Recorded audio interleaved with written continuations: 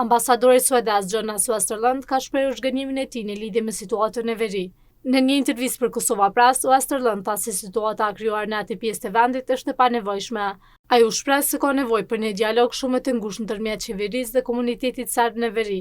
Gjithashtu ai komenton edhe aplikimin e Kosovës në Bashkimin Evropian, si ambasadori një vendi që do të marrë presidencën e BE-s brenda pak javësh.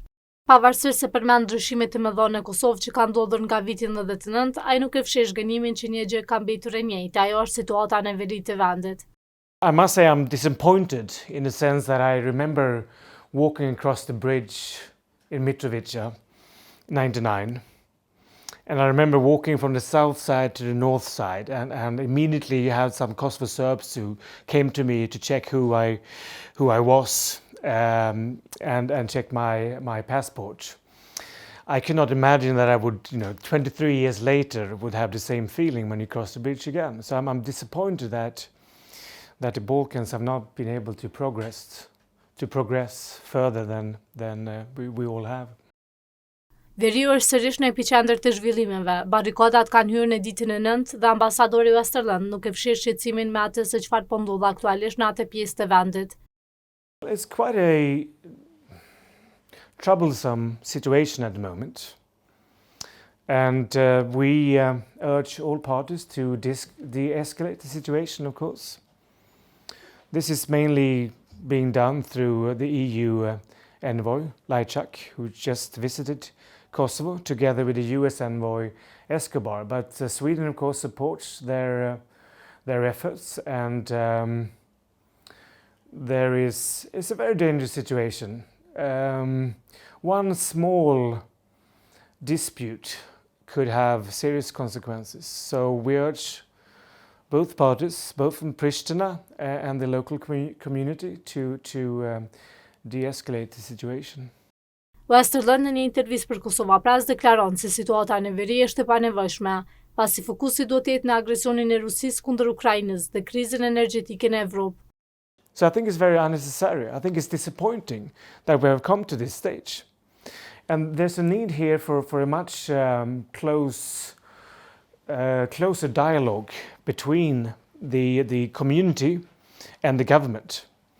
Whom did the government consult with when they decided upon to have this framework on license plates? Who did Srpska lista consult with when they decided to leave the consultations and their cooperation with the Kosovo institutions? Question mark. So there needs to be a much stronger dialogue here. Of course, this northern Kosovo is part of Kosovo.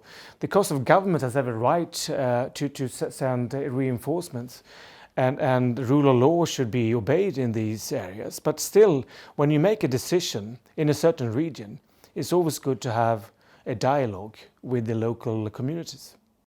Këtë javë Kosova aplikoi për anëtarësim në Bashkimin Evropian. Presidencën e radhës në BE, duke filluar nga 1 janari për 6 muajt e parë të vitit 2023, do ta ketë Suedia dhe ambasadori Westerlund premton se aplikimi do të trajtohet në mënyrë profesionale.